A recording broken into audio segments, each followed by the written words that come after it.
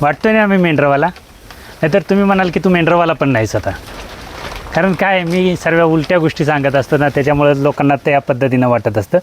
तर त्याच्या पलीकडची एक गोष्ट आता मी तुम्हाला सांगतो की सुरुवात केल्याशिवाय होत नसते.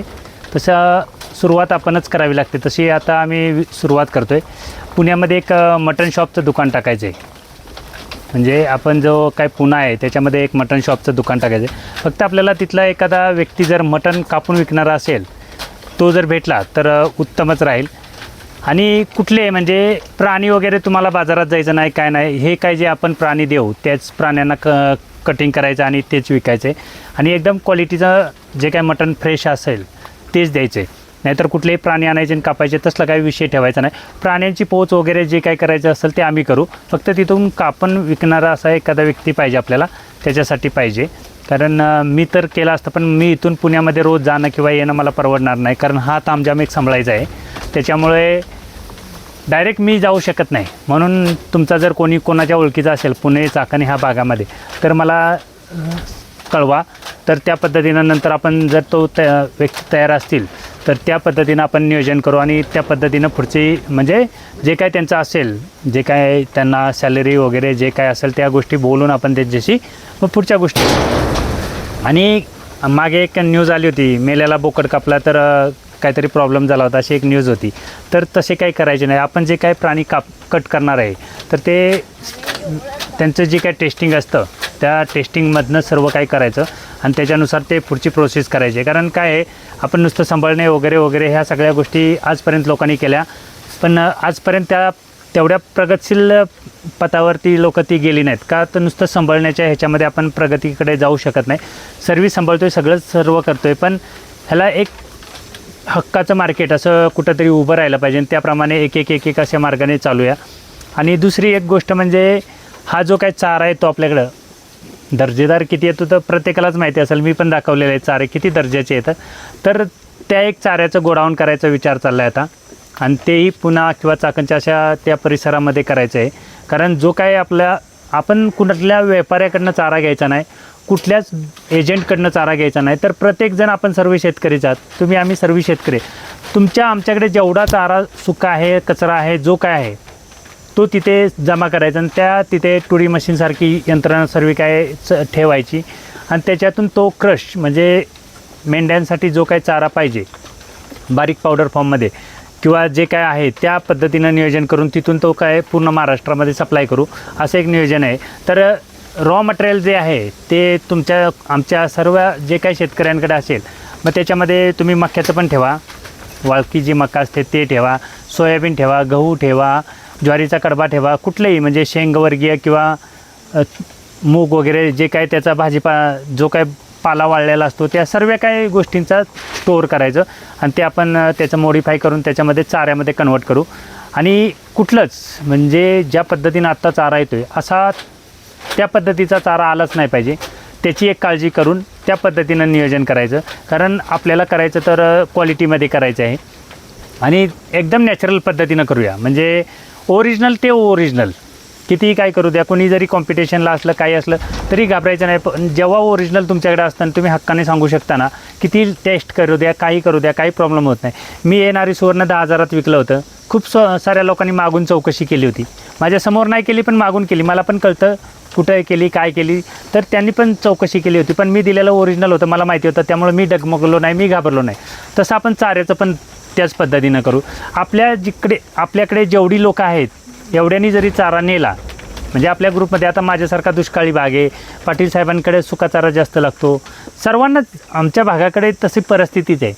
आणि मग त्या पद्धतीनं मोठी एखादी मशीन ठेवून त्या बारीक पद्धतीचा चारा करून भुस्सा वगैरे करून तो सर्व जे काय त्याला ब्रँड करू. तुम्ही म्हणाल ते नाव ठेवू, पाहिजे तर एकत्र सर्वांनी एक दिवशी बसूया, या सर्व गोष्टीवरती विचार करू आणि त्या पद्धतीनं नियोजन करू.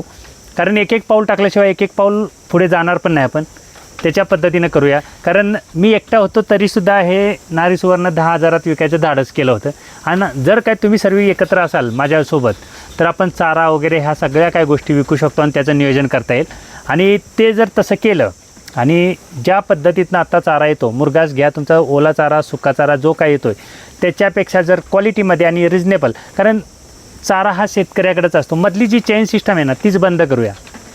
म्हणजे काय होईल, जमा करणाऱ्याला फायदा राहील, आपण विकू त्यालाही फायदा राहील आणि जो विकत घेईल त्यांनाही 2 रुपयाचा ओरिजिनल चारा आलेल्याचा फायदा होईल. अशा काही गोष्टींचा नियोजन करून त्या पद्धतीने करू. आणि जर मटण शॉपसाठी कोण पुणा किंवा चाकणच्या भागामध्ये तयार असेल, तुम्हाला बाजारातून प्राणी आणायचे नाही, तुम्हाला बाजारात जायचं नाही, जे काय आम्ही प्राणी देऊ तेवढेच कापून तिथं मटण विकायचं आहे. आणि जे काय तिथली प्रक्रिया असेल म्हणजे प्रोसेस, तुम्हाला त्याचे जे काही लायसन वगैरे लागणार असतं ते सगळ्या गोष्टी तिथं उपलब्ध करणार आणि त्याच्यानुसार ते पुढची गोष्ट चालू करायची आहे. तर जसा असं कोणी इच्छुक असेल की बाबा मी करतो तुमच्याबरोबर, मला तुम्ही फक्त प्राणी आणून द्या, मी कापायचं वगैरे करणार, असे जर कोण व्यक्ती असेल तर त्यांनी माझ्याशी संपर्क करा. त्या पद्धतीनं नियोजन करू. कारण नुसतेच सांभाळत किंवा नुसतेच हे सर्व करण्यात काही अर्थ नाही. तर एक एक पायरी चढत जाऊया, हळूहळू मार्केटमध्ये आपण पण येऊया. तोपर्यंत त्या पद्धतीनं नियोजन चालू केलं. एक तर चाऱ्याचं पण करूया, कारण चाऱ्याचं एकदम बेकार कंडिशन आहे आणि जो काही चारा आहे तो क्वालिटीत नाही. तर आपण जो काही चारा बनवू म्हणजे मेंढ्यावाल्यांनाच देऊ असं काय नाही, तर जे काही गाई वगैरे सांभाळतील त्यांनाही देऊ. आपल्याला काय तसं नाही की आपणच घेतला पाहिजे किंवा ह्याच मेंढ्यांना दिला पाहिजे असं काय नाही. जर जे काय गाईचे गोटे वगैरे आहेत त्यांना जर कुणाला पाहिजे असेल तेही देऊ. आणि प्रत्येक म्हणजे आता तुम्ही म्हणाल की जर पुणा चाकणसारख्या ठिकाणी बनवलं तर मग विकायचं कसं, तर आपले प्रत्येक भागामध्ये एक शेड आहेत. माझं जसं साताऱ्यामध्ये आहे, पाटील साहेबांचं साताऱ्यात आहे, निलेशदादा मसवडमध्ये आहेत, भोरमध्ये दानवले साहेब आहेत, चाकणला स्वप्नील साहेब आहेत, सत्तारबाई आहेत, तिकडे अहिल्यानगरवाली गँग आहे, जालनावाली ग्रुप आहेत. मग ह्या सर्व ग्रुपच्या शेडवरती आपण त्याचं एक हे करू, गोडाऊन. बाबा हे तुमच्या तिथं ठेवा, तिथून तुम्ही विकायचं. तुमच्या भागाची जी काही जाहिरात असेल, जे काय ॲडव्हर्टायझिंग करायची असेल, तुम्ही केली तर उत्तम आहे, नाही केली तर मला सांगा. मी इथून चाऱ्याची जी काय कुठे आहे, काय क्वालिटी आहे, हे सगळं मी इथून करेन. आणि तुम्ही केली तर अतिउत्तम राहील. कारण प्रत्येकाने हे केलं पाहिजे आणि माझं म्हणून वैयक्तिक केलं पाहिजे की आम्ही करतो आहे म्हणून नाही, तर माझंच आहे आणि मी त्याप्रमाणे करेन. कारण ग्रुपमध्ये आल्याशिवाय हे सगळ्या काही गोष्टी शक्य नाहीत. मी जरी एकटा जरी असेल तर मला सगळं माहिती आहे काय करावं लागेल, काय कसं. तर मी एकटा जरी असलो तरी मी एकटा सर्वीकडे फिरू शकत नाही, एकटा सर्व चारा गोळा करू शकत नाही. तर प्रत्येक शेतकऱ्याने काय करायचं, जो काय तुमच्याकडे चारा राहील, आता इथून पुढचा जो काय सीझन निघेल म्हणजे दिवाळीपासून जो काही चारा निघेल तुमचा तो स्टोअर करायचा. आणि किती टन आहे, की एवढा चारा आहे, कोणत्या प्रकारचा आहे, तर अशा प्रकारचा आहे, त्याचं फक्त टाकलं की आपण इकडचं नियोजन करू. तोपर्यंत त्याची चारा ठेवण्याची व्यवस्था, सर्व पॅकिंग वगैरे ह्या सगळ्या गोष्टींचा अभ्यास करूया तोपर्यंत. आणि त्याच्यानंतर मग ह्या सगळ्या गोष्टी पुढे एक चालवत नेऊ. तोपर्यंत एक मटणाचं करूया. जी काय आपल्याकडं क्रॉसमधले ब्रीड वगैरे आहेत, ज्या काय नारी सुवर्ण सोडून त्यांचं कटिंगचं एक म्हणजे प्लॅटफॉर्म उभा करू आणि त्याच्यानंतर हळूहळू थोडं पुढे जाऊया. अशा प्रकारे नियोजन करत चालूया. बघा जेवढं शक्य होईल तेवढं जर आपण एकत्र येऊन केलं तर मात्र चाराही सर्वांना होईल, सगळं काय सरसकट सगळ्यांना होईल. आता मक्का जरी नाही म्हटलं तरी आमच्याकडे 3 रुपये किलोने भेटतो, 3.5 रुपये किलोने असतो. आणि त्याचाच मुरघास जर घ्यायला गेलं तर 9.5 रुपये किलोनं होतो. मग 3 महिने शेतकऱ्यानं जे सांभाळलेला असतो, केलेला असतो, फवारणी, बी, काय पाणी वगैरे, त्याला 3 रुपये मिळतात. जो घेऊन जातो त्याने जरी ट्रान्सपोर्टचा 1 रुपये खर्च केला किलो मागे तरीसुद्धा किती पैसे कमवतात ह्याच्यावरनं विचार करा. मग तसं काय आपण जर शेतकऱ्याचा प्रत्येकाचाच मक्का असतो, प्रत्येकाकडेच सुकाचारा असतो, प्रत्येकाकडेच सर्व काय असतं. मग अशा प्रकारचे जर काय नियोजन केलं तर मग अशा प्रकारचे सर्व प्राणी पण बनवता येतील. माझ्याकडचे चांगले आहेत, तुमच्याकडचे चांगले आहेत असं काही कुणी बोलाय नको, किंवा माझ्याकडे खराब आहेत तुमच्याकडे चांगले आहेत असं काही कुणी बोलाय नको. तर तो जो काय चारा होईल तो सर्वांसाठी चांगल्या प्रकारचाच होणार आहे, असं काही वेगळा कुणाला जाणार नाही. तर तशा पद्धतीचं एक नियोजन करू. आणि आपण शेतकरी असल्यामुळे आपला जो चारा आहे तो दुसऱ्याला न विकता आपणच त्याचं मॉडिफाय करून पुन्हा बाजारात आणू आणि त्या पद्धतीनं नियोजन करू. आणि त्या पद्धतीनं ह्या मेंढीपालनाला एक असं प्लॅटफॉर्म करत पुढे जाऊया. जर कोण असेल मटण कापून विकणारा तर तुम्ही मला सांगा, आपण त्यांच्याशी जे काय असेल त्यांचं ते बोलणं वगैरे जे काय असेल ते करू. आणि रीतसर म्हणजे जे काय डॉक्युमेंट लागतील, सर्व पेपरवर्क लागतील ते करू आणि त्याच्यानुसार जे काय ॲग्रीमेंट पद्धतीनं करायचं असेल त्या पद्धतीनं करूया. आणि जर असे कोण असेल तर नक्कीच कळवा. मग त्याच्यानुसार आपण पुण्यामध्ये सुरुवात करूया पहिल्यांदा. आणि नाहीच तसं झालं तर मग लास्टला माझ्याकडे ऑप्शन आहे, मी आमच्या इकडे करणारच आहे. पण थोडा 1 वर्षाचा कालावधी लागणार आहे, कारण आमचा रस्ता अजून पूर्ण नाही झाला. आणि तो रस्ता पूर्ण झाला तर मी इथं आहेच, मग नंतर मग मी सुरुवात करणारच आहे. असं नाही की कुणी नाही केलं म्हणजे मी करणार नाही, तर कुणाला तरी करावंच लागणार आहे, त्याच्याशिवाय होणार नाही ना. मग त्याच्यानुसार करायचं आहे. त्यामुळं मी पहिल्यांदा सर्वांना सांगतो की तुम्ही सोबत या. हे जेव्हा मी विकत होतो तेव्हाही लोकांना सांगितलं होतं तुम्ही सोबत या, तेव्हा त्या लोकांनी पण काय ऐकलं नव्हतं. मग आता मी हे त्या पद्धतीनं विकतो, तसं आपण त्या पद्धतीनं करूया. जरी आपण शेतकरी आहोत, सर्व शेतकऱ्याकडूनच घेणार आहोत, कुठल्या व्यापाऱ्याकडनं किंवा दुसऱ्या मध्यस्थी एजंटकडनं घेणार नाही. त्यामुळे 2 रुपये कमीने आपल्याला चांगले प्राणी मिळणार आहेत आणि चांगलेच प्राणी घ्यायचे आहेत. असे काय खराब प्राणी वगैरे तसलं काय घ्यायचं नाही. आणि तसे जर प्राणी घेऊन जर कापले, मटण अजून 50-100 रुपयानं कमी होईल, काही हरकत नाही. आपल्याला काय त्याच भावाप्रमाणे दिलं पाहिजे असेतली पण काही गोष्ट नाही. अजून कमी 100-50 केलं तरी आपल्याला फरक पडणार नाही. कारण काय आहे, आपले सर्व शेतकऱ्यांचेच प्राणी असणार, मध्यस्थी कोण नसणारे, मध्यस्थी कमिशन कोणाला नसणारे. त्याप्रमाणे जर नियोजन केलं तर हे आपल्यालासुद्धा परवडणार आहे.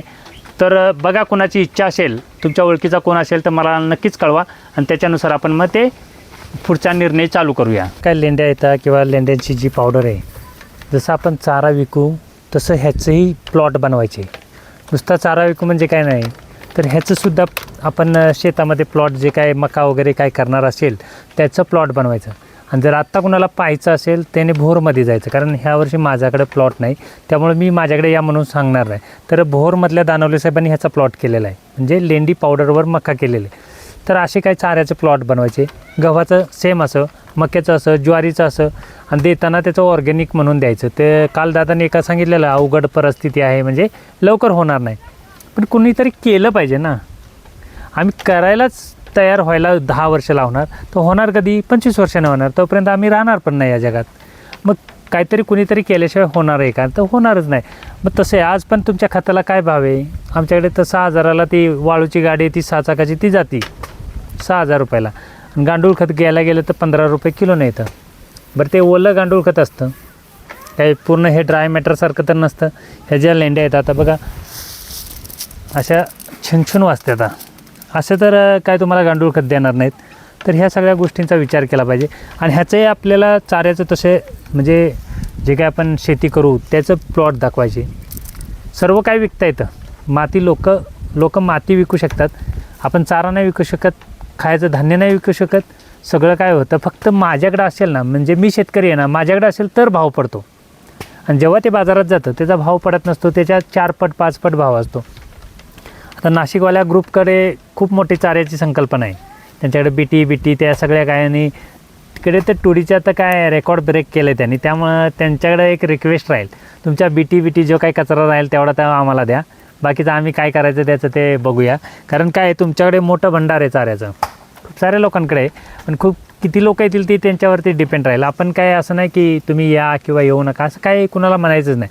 जी येतील ती आपली, जी नाही येतील ती त्यांच्या पद्धतीनं. कारण काय होतं, एकदम कोणावरती प्रेशर करणं किंवा एखाद्याला संकल्पना पटेल हे पण नाही ना, काय पण येडं रोज उठपटांग काम करतं आहे, त्यामुळं लोकांना टेन्शन येतं ना. कारण कसं आहे, मी जास्त मागे पुढे विचार करत नाही, जास्त शिक्षण पण नाही. ज्या पद्धतीनं तुम्ही विचार कराल त्या पद्धतीचं माझं शिक्षण पण नाही. मग मी विचार काय करणार, मी मेंढरं सांभाळते ना, मी कापू पण शकतो, मी मटण पण विकू शकतो. मला काय कळतं की मला पैसा कसा येईल एवढंच कळतं.